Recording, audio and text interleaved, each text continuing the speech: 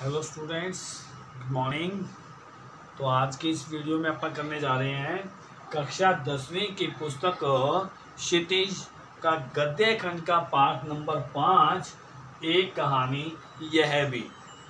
और इसके जो लेखक हैं वो हैं मन्नू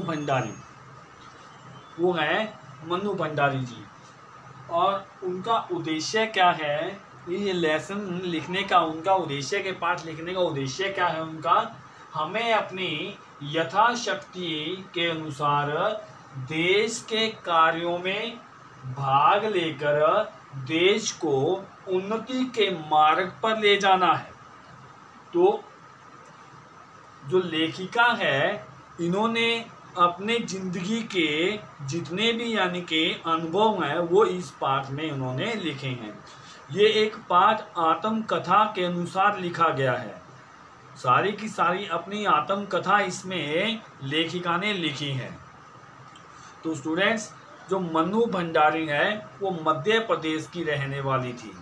तो आइए उनका जो अपना पाठ है एक कहानी यह भी पढ़ते हैं। इसका मैं सार आपको पढ़ के सुना देता हूँ, इसके अंदर से आप क्वेश्चन छाड़िएगा। बहुत लंबा लेसन है, इसको सुनने की और इसको समझने की कोशिश कीजिएगा। यह पाठ सुप्रसिद्ध कहानी लेखिका मन्नू भंडारी द्वारा रचित है। इसमें इन्होंने उन व्यक्तियों और घटनाओं का ओजस्वी भाषा में वर्णन किया है जिनका संबंध लेखिका जीवन से रहा है। संकलित अंश में मन्नू भंडारी के किशोर जीवन से जुड़ी घटनाओं के साथ उनके पिताजी और उनकी प्राध्यापिका शीला अग्रवाल का व्यक्तित्व विशेष रूप से उभरकर सामने आया है, जिन्होंने आगे चलकर उनके लेखकीय जीवन में महत्वपूर्ण भूमिका निभाई है। या लेखक ने अपनी किशोरावस्था में घटित घटनाओं का सजीव चित्रण किया है, साथ ही तत्कालीन वातावरण का भी सजीव चित्रण किया है। सन 1946-47 के आंदोलन की गर्माहट इस पाठ में पूर्ण रूप से अनुभव की जा सकती है। पाठ का सार देखिए किस तरह है। लेखिका का जन्म मध्य प्रदेश के भानपुरा गांव में हुआ था, किंतु उनका बचपन राजस्थान के अजमेर नगर के एक मोहल्ले में बीता। उनका घर 2 मंजिला था, नीचे पूरा परिवार रहता था, किंतु ऊपर की मंजिल पर उनके पिता का साम्राज्य था। मतलब ऊपर वाली मंजिल में उनके पिताजी रहते थे, वहाँ कोई नहीं जाता था। अजमेर आने से पहले वे इंदौर में रहते थे, वहाँ उनके परिवार की गिनती प्रतिष्ठित परिवारों में होती थी। उनके पिताजी शिक्षा में गहन रुचि रखते थे, कमजोर छात्रों को तो घर बुलाकर पढ़ाते थे। उनके पढ़ाए हुए छात्र आज बड़े बड़े पदों पर काम कर रहे हैं। उनके पिता उदार हृदय, कोमल स्वभाव, संवेदनशील होने के साथ साथ क्रोधी और अहंकारी स्वभाव वाले भी थे। देखिए कितनी सच्चाई लिखी अपने पेरेंट्स के बारे में भी लेखिका ने। एक बहुत बड़े आर्थिक झटके ने उनको अंदर तक हिलाकर रख दिया था, इसलिए वे इंदौर से अजमेर आए थे। यहाँ आकर उन्होंने हिंदी अंग्रेजी कोश तैयार किया। हिंदी अंग्रेजी कोश का मतलब हिंदी टू इंग्लिश की डिक्शनरी तैयार की थी। वह अपनी तरह का पहला शब्दकोश था। शब्दकोश का मतलब डिक्शनरी। वे अपनी गिरती आर्थिक उन्हें ख्याति तो खूब मिली, किंतु धन नहीं। कमजोर आर्थिक स्थिति के कारण उनका सकारात्मक स्वभाव दबकर रह गया था। वे अपनी गिरती आर्थिक स्थिति में अपने बच्चों को भागीदार नहीं बनाना चाहते थे। आरंभ से अच्छा ही अच्छा देखने वाले उनके पिताजी के लिए ये दिन देखने बड़े ही कष्टदायक लगते थे। इससे उनका स्वभाव संवेदनशील बन गया था। ऐसी मनोदशा में हर किसी के संदेह की दृष्टि से देखते थे, यानी कि शक की दृष्टि से ही देखते रहते थे वो। लेखिका ने अपने पिता की अच्छी और बुरी आर्थिक दशा का उल्लेख करने के साथ साथ उनके व्यक्तित्व के गुणों और अवगुणों को भी संकेत किया है। नवाबी आदतों, अधूरी महत्वाकांक्षाओं और सदा शीर्ष पर रहने के बाद नीचे उतरने की पीड़ा सदा क्रोध के रूप में उनकी पत्नी पर बरसती रहती थी। यानी कि ये अच्छे पहले धनवान थे, कभी भी इन्होंने हार नहीं मानी थी, कभी भी किसी से दबकर नहीं रहते थे, लेकिन एकदम आर्थिक झटके के कारण इनको सबसे नीचा देखना पड़ता था, वहाँ इनको क्रोध आता था। अपने बहुत निकट के लोगों से विश्वासघात मिलने के कारण वे बड़े शक्की स्वभाव के हो गए थे।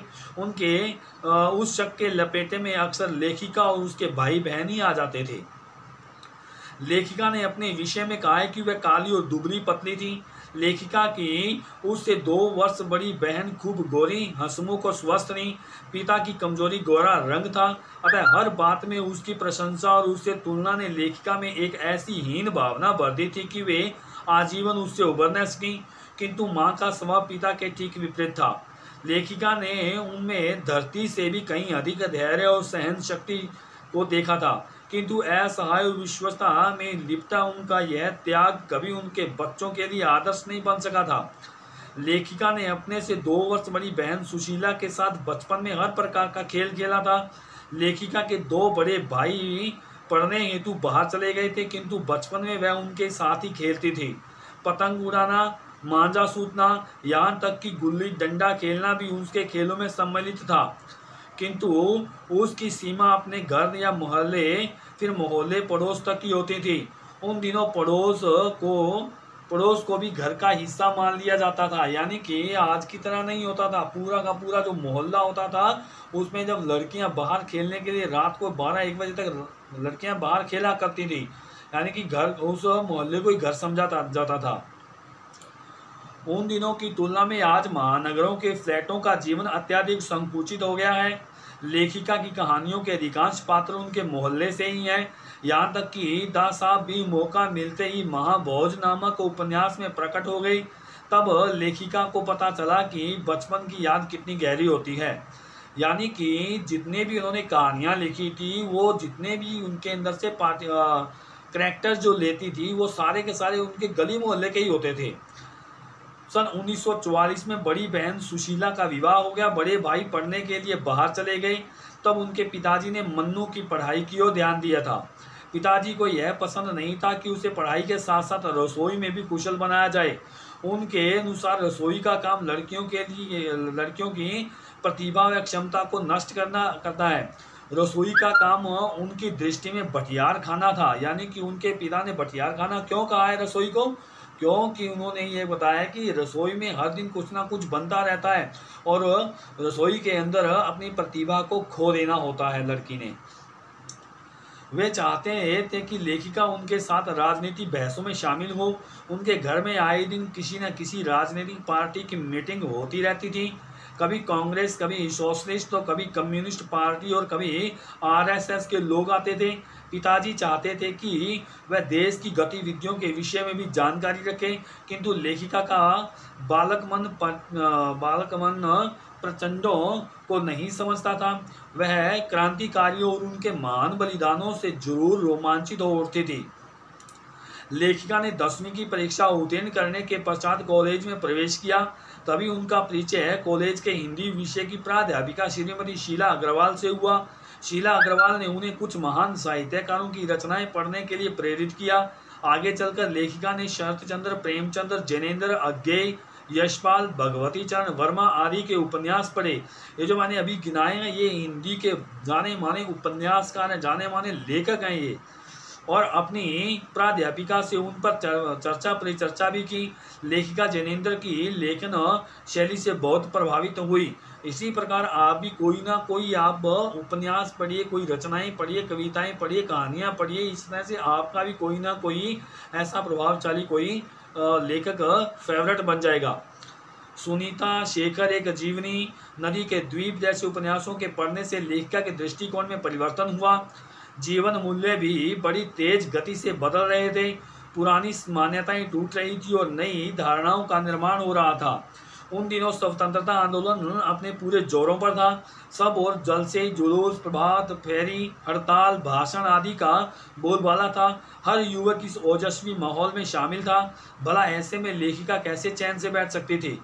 शीला अग्रवाल की जोशीली बातों ने लेखिका की रग रग में लावा भर दिया था। लेखिका सड़कों पर घूम घूम कर हड़ताल करवाती, भाषण देती थी। उसने अब सारी वर्जनाओं को तोड़कर खुलेआम भाषण देने आरंभ कर दिए थे। लेखिका और उनके पिता के विचारों में टकराहट उत्पन्न हो गई थी। विवाह के विषय में भी विरोध चलता रहा। यानी यह टकराव पिता और बेटी में आपस में टकराव क्यों हो गई थी? पिता एक और तो चाहते थे कि उसकी बेटी बाहर आए और सबसे मतलब सारी की सारी गतिविधियों को जाने भी, देश में क्या कुछ हो रहा है। अब ये जानने के लिए बाहर आना पड़ेगा, अब बाहर जाने नहीं देना चाहते थे। अब दोनों बातें कैसे हो सकती थी? इसीलिए इनके अंदर टकराहट रहती थी। एक बार तो कॉलेज के प्राचार्य ने भी उनकी गतिविधियों के सिलसिले में उनके पिताजी को बुला भेजा था। प्राचार्य ने उनसे कहा, क्यों न आपकी बेटी की गतिविधियों को लेकर उसके विरुद्ध अनुशासनात्मक कार्रवाई की जाए। यह सुनकर वे आग बबूला उठे। बोले, न जाने यह लड़की मुझे कैसे कैसे दिन दिखाएगी। गुस्से में भरकर कॉलेज पहुंचे। वापस आए तो लेखिका डर गई और पड़ोस के घर में छुपकर बैठ गई। सोचा कि जब पिताजी का गुस्सा ठंडा पड़ जाएगा तो घर चली जाएगी, किंतु कॉलेज से वह बहुत खुश लौटे। पता चला कि पिताजी उन पर बहुत गर्व कर रहे थे। उन्हें पता चला कि सारा कॉलेज उनकी बेटी के इशारों पर चलता है। प्रिंसिपल के लिए कॉलेज चलाना कठिन हो रहा था। पिताजी ने कहा कि यह आंदोलन तो पूरे देश में चल रहा है, यह समय की पुकार है, भला इसे कौन रोक सकता है। यानी कि कॉलेज से घर में, इनके पिता के पास घर में लेटर भेज दिया गया कि आपकी बेटी पूरे के पूरे कॉलेज में अनुशासन भंग कर रही है, यानी कि डिसिप्लिन को नहीं मान रही है, डिसिप्लिन तोड़ रही है, इसलिए आप आइए तो इसके विरुद्ध कोई ना कोई अनुशासनात्मक कोई कार्रवाई की जाएगी। तो ये दुखी होकर के गए थे, लेकिन वहाँ जा करके पता चला कि मेरी बेटी जो कर रही है वो सही कर रही है। तो वो जब वापस घर में आए तो बड़े खुश थे। लेखिका के पिताजी अपनी प्रतिष्ठा के प्रति बहुत ही सावधान रहते थे। उन दिनों आज़ाद हिंद फौज के मुकदमे को लेकर देश भर में हड़तालें चल रही थीं। दिन भर विद्यार्थियों के साथ घूम घूम कर लेखिका भी हड़ताल करवाती रही और संध्या के समय बाजार के चौराहे पर एकत्रित विद्यार्थियों ने भाषणबाजी की। लेखिका ने भी जोशीला भाषण दिया, जिसे सुनकर लोग बहुत प्रभावित हुए। पिताजी के किसी दक्यानुषी मित्र ने लेखिका के प्रति उनके कान भर दिए, यानी कि कोई ऐसा नीच विचारों वाला व्यक्ति था और उसके पिताजी को जाकर के उनके कान भर दिए, यानी कि चुगली कर दी। फिर लेखिका तेरी जो बेटी है वो ऐसे ऐसे घूमती फिरती है। और फिर क्या था कि उनका क्रोध भड़क उठा था। उन्होंने लेखिका को घर से बाहर न निकलने की चेतावनी दे डाली, किंतु तभी नगर के प्रतिष्ठित डॉक्टर श्री अम्बालाल ने लेखिका को देखते ही उनके जोशीले भाषण की खूब तारीफ की, जिससे पिताजी की छाती गर्व से फूल उठी। इस प्रकार लेखिका पिताजी के क्रोध से बच गई थी। बात यह थी, लेखिका के पिताजी अंतर्विरोध में जीवन जी रहे थे। वे नगर में विशिष्ट भी बनना चाहते थे और सामाजिक छवि के बारे में जागरूक रहते थे। वे दोनों चीज़ें एक साथ प्राप्त करना चाहते थे, यानी कि समाज को तो भी साथ में लेना चाहते थे और हर एक गतिविधियों में भी यानी कि आगे निकल के विशिष्ट बनना चाहते थे। अब विशिष्ट बनने के लिए क्या करना पड़ेगा?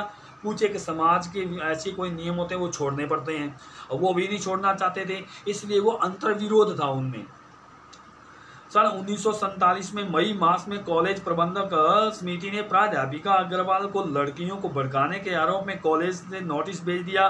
उधर थर्ड ईयर की कक्षाएं बंद कर दी गई। लेखिका और उनकी 2 सहेलियों को भी कॉलेज से निकाल दिया गया, किंतु लेखिका ने कॉलेज से बाहर रहकर भी आंदोलन जारी रखा और अंततः कॉलेज को थर्ड ईयर खोलना पड़ा। तो लेखिका को खुशी मिली, किंतु 15 अगस्त 1947 में इससे भी बड़ी खुशी पूरे देश को मिली जब भारत आज़ाद हुआ। तो स्टूडेंट्स, तो इस प्रकार ये मन्नू भंडारी की लिखी हुई एक आत्मकथा है, और तो ये एक कहानी भी बन गई है। इस प्रकार इसको आप अच्छे से पढ़िए, सुनिए और इसके क्वेश्चन आंसर फाइंड करने की कोशिश कीजिए। धन्यवाद।